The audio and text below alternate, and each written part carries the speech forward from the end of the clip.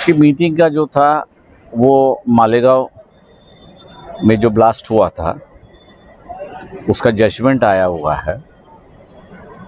और सभी जन अपेक्षा ये कर रहे थे कि उस जजमेंट में जितनी कमियां हैं, खामियां हैं,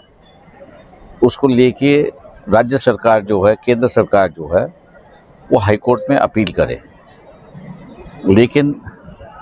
महाराष्ट्र की कुछ मंत्रियों का जो बयान आया है उससे ये ध्वनित होता है कि वो अपील करना नहीं चाहते हैं। इसलिए आज जो बैठक हुई उस बैठक में यही हुआ कि हम लोग किस ढंग से सरकार से बातचीत करें, उन पर प्रेशर डालें और इस देश का जो दस्तूर है, कानून है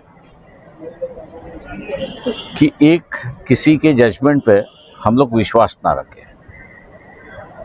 उस जजमेंट को जो है वो दूसरे किसी ने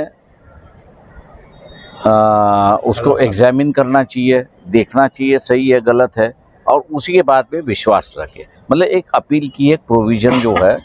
वो कानूनी तौर से मानी गई है और उसी की वजह से मालेगांव के ट्रायल कोर्ट का जो जजमेंट है वो हाई कोर्ट में अगर अपील होता है तो उसको री एग्जामिन होता है और फिर उस पर विश्वास रखना लोगों को आसान हो जाता है। तो इसलिए ये अपील की जो प्रोविज़न है उसको लागू होना चाहिए और उस पर एक चर्चा हुई। अगर सरकार बातचीत से अगर नहीं मानती है तो दिल्ली की सरकार को यह निर्णय लेना है और इसलिए दिल्ली की सरकार पर दबाव लाने के लिए कि आप अपील करो। जो फैसला आएगा वो हम जो जनता जो है वो मान लेगी। इसी निर्णय को जो है वो पब्लिक प्रेशर कैसे ला सकते उस पर भी एक चर्चा हुई। माइनॉरिटी डिफेंस कमेटी का मकसद ये है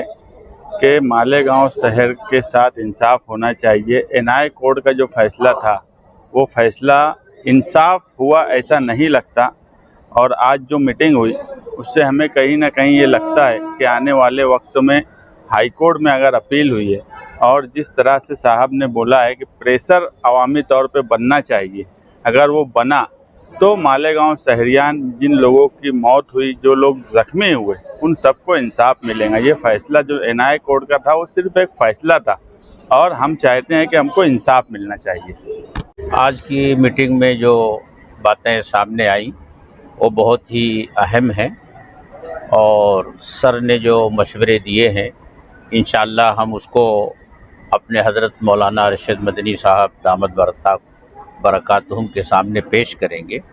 और हमारी समझ में आया कि ये बहुत ही कारआमद और मुफीद मशवरा है और हज़रत की इजाज़त होगी तो इंशाअल्लाह ये काम ज़रूर किया जाएगा।